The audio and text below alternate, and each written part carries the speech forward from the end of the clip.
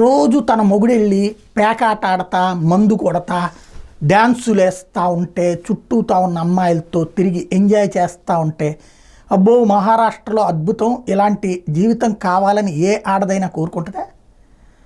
తన కొడుకు సప్త వ్యసనాల బారిన పడి తన భర్త ఆస్తి అంతా తీసుకెళ్ళి అలాంటి తగలేస్తుంటే లేదా సంపాదన అంతా తగలేస్తుంటే కావాలని కోరుకుంటుందా?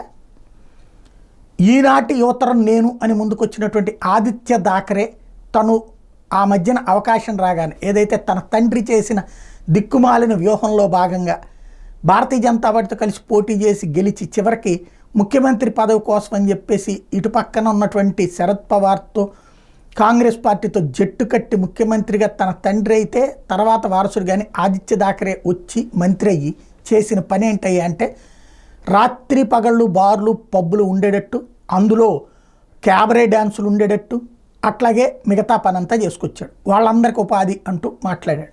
చివరికి అది కాస్త దెబ్బ కొట్టింది.